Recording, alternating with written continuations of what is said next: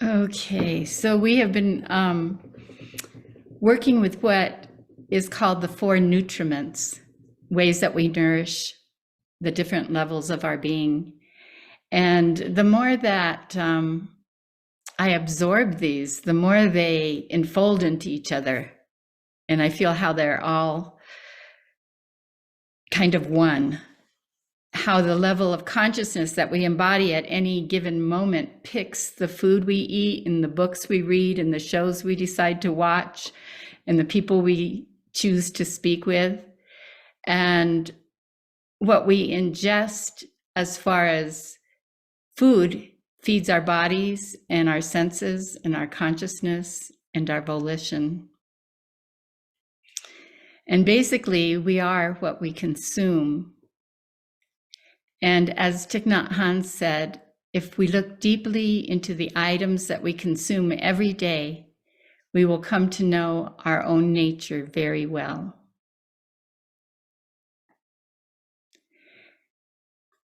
And in his talking about the nutrients, he spoke about loneliness as being one of the afflictions of modern life. And unmindful attempts to fill lonely spaces can turn any of the four nutriments into addictive substance through habits of overeating or craving pleasurable experience or engaging in conversations that don't actually nourish us, or turning to novels and televisions and movie just for compensation. But he says that unmindful consumption is not fulfilling and actually makes things worse by building up toxins in our system. And the toxins of unmindful consumption can manifest in a lot of ways, like an inability to sleep, as discomfort in the body, and as the poisons of anger, despair, fear, hatred, craving, delusion, and such things filling our consciousness.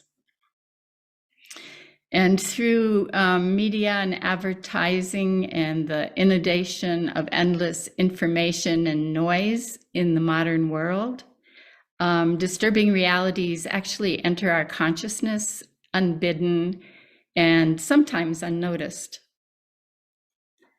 And I would say that the buildup of these toxins that he was referring to is an inevitable part of our modern lives, and it may have always been part of our lives. I do not know.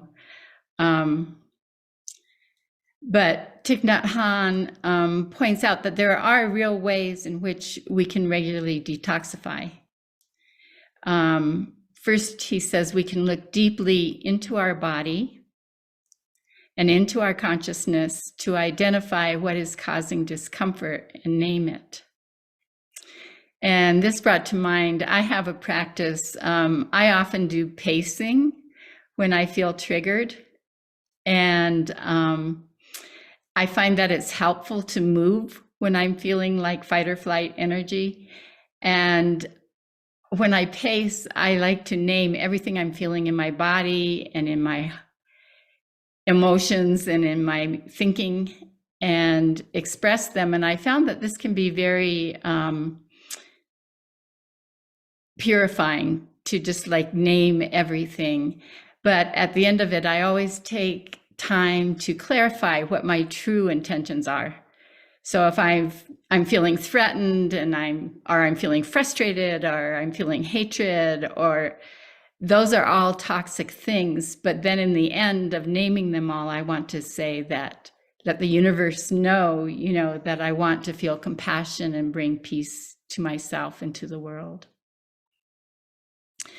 And Thich Nhat Hanh named also that drinking a lot of water helps us detoxify, as does massage, yoga, and taking a walk or a run, because these help bring more oxygen into the blood and quiet the mind and allow us to see the beauty in the life around us. And our happiness depends on our ability to transform the toxins which build up throughout the day. The quality of our life depends very much on the amount of peace and joy that we can find in our bodies and in our consciousness. And he also likes to point out that there are many things that are nutritious, healthy, and delightful that we can consume every day, that we need not deprive ourselves of any of the joy of living. That there are many beautiful, informative, and entertaining shows to watch. There are excellent books and magazines to read. And there are many wonderful people and many healthy subjects to talk about. So each time we return to our practice of mindfulness, our ability to choose healthy things to consume is strengthened. And I am really taken by this whole thought of volition and what feeds our volition. So what motivates us to act, and how do we feed or inform our volition? And how responsible are we for our actions? Many aspects of life feed our actions, and some are deeply conditioned and motivate us to respond automatically, for better or for worse. And others arise from conscious intention and from the fruits of our practice. And daily motivations arise from our bodies and our body needs to have food, to have housing, sleep, exercise, cleanliness, transportation. I often feel like a lot of my day is spent caring for my body. And motivation also arises from our mental formations or beliefs of who we think we should be, or what we should be accomplishing in life.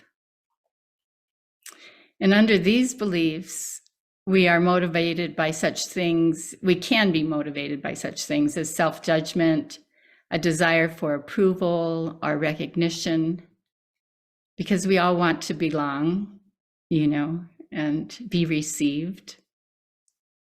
And unless we are truly mindful, we can be run by our feelings of anger or frustration or desire to retaliate in our fears.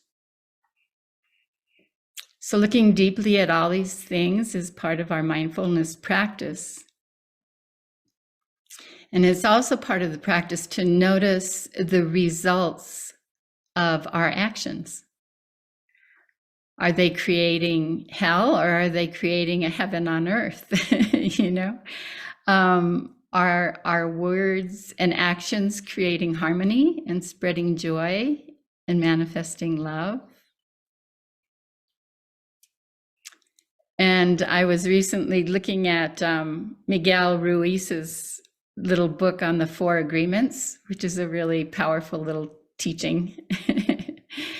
And in one of his exercises, he says things like, imagine living without fear of expressing your dreams.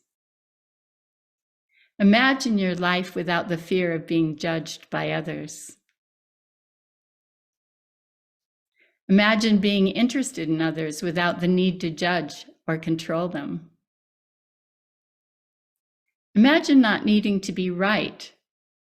And I added, or innocent.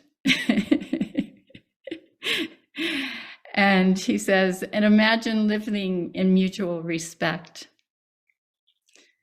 And I think these are kind of beautiful ways to get, I've included them because it kind of gives a space between what may be our day-to-day motivations and what we would like them to be. And when we are able to get out of the shell of our small self and realize that we are interrelated with everyone and everything, we see that our every act is linked with the whole of humankind and with the whole cosmos. We do not practice as separate self entities. Whatever we ingest, we are absorbing for everyone. All of our ancestors and all of the future generations are ingesting with us.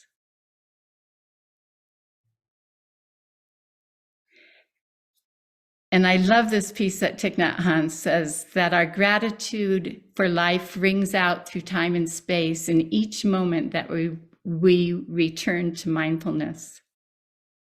And I've found this to be so true, that when I'm really in mindfulness, I am grateful. I'm grateful for my lamp. I'm grateful for the knife I'm cutting my vegetables with. I'm grateful for the vegetables. And there's something about being in present time that just allows the gratitude to flow. And the Fifth Mindfulness Training is practiced in this spirit.